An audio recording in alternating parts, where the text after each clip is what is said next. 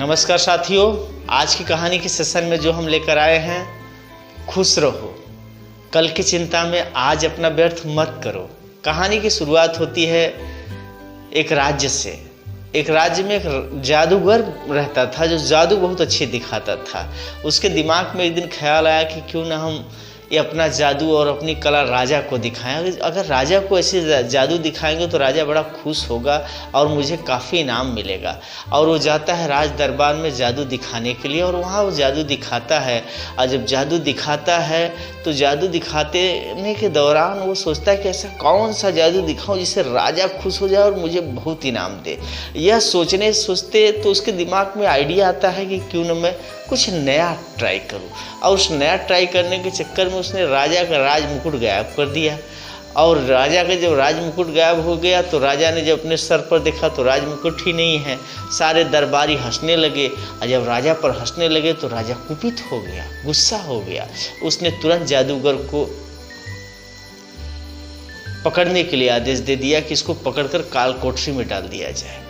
और उसको पकड़ करके काल कोठरी में डालने के साथ साथ में ये भी आदेश दे दिया कि 7 दिन के अंदर इसको फांसी की सजा दे दी जाए। जब ये बात जादूगर की पत्नी को पता चलती है तो वो दौड़ी दौड़ी भागी जाती है और कहती है कि तुमने ऐसा क्या कर दिया कि राजा ने तुम्हें इतनी बड़ी सजा दे दी।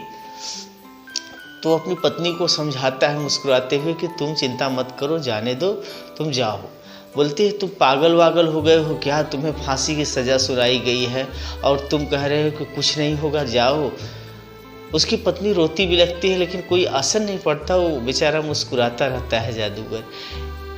पहला दिन बीता, दूसरा दिन, तीसरा दिन, चौथा दिन, इस तरह से 5 दिन 6 दिन बीत गए।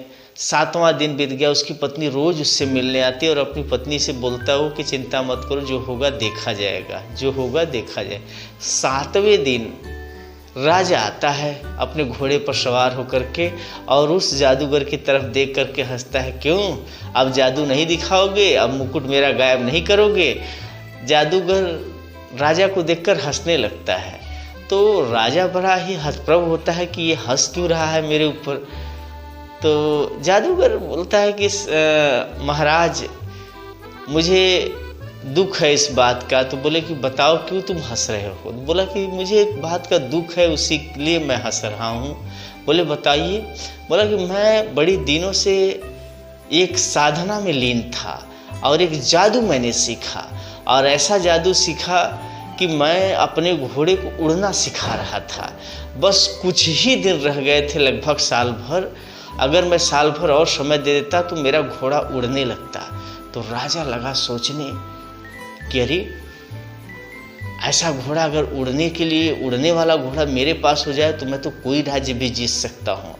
तो राजा बोला तुम सच बोल रहे हो। तो बोला कि बिल्कुल महाराज, अगर मुझे साल भर समय दे दिया जाए तो मैं ऐसा घोड़ा बनाकर आपको दे दूंगा को उड़ने लगेगा।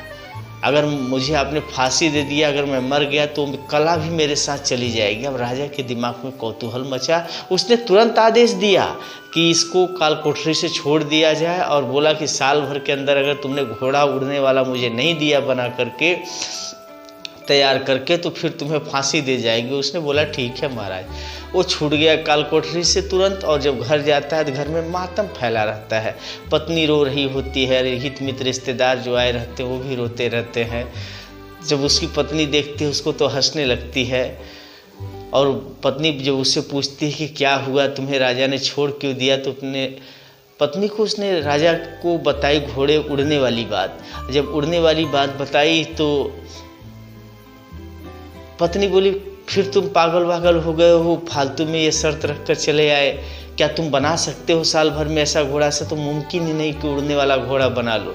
तो वो बोला मैं जानता हूँ मैं नहीं बना सकता, लेकिन थोड़ा सा धैर्य रखो तुम। पत्नी उसके ऊपर भड़क गई तो अपनी पत्नी को समझाते हुए बोला कि शांत रहो, आज जी लो, आज की चिंता करो, कल का छोड़े रहो समय पर। धीरे धीरे समय बीता, 6 महीना बीता, साल भर के अंदर ही राजा मर गया। 3 महीना और बीता, घोड़ा भी मर गया। अब यहीं से कहानी ने यू टर्न लिया। अब बात आती है आगे, कौन सा राजा कौन सा घोड़ा। सारी कहानी खत्म हो गई। तो दोस्तों कहानी का मार्ग बस छोटा सा जाता है कि हम कल की चिंता में अपना आज व्यर्थ कर लेते हैं। कुछ ऐसी चिंताएं होती हैं जो अनायास ही हमें खाए जाती है। तो जो ऐसी चिंता है ना, उसको समय पर छोड़ दो, शायद उसी राजा और उसी घोड़ा की तरह वो चिंता मर जाए। बाकी कहानी दोस्तों अगर आपको पसंद आए तो आपकी मर्जी, like subscribe share follow comment जरूर करिएगा। फिर मिलेंगे अगले वीडियो में, तब तक के लिए सभी दोस्तों को प्यार भरा नमस्कार।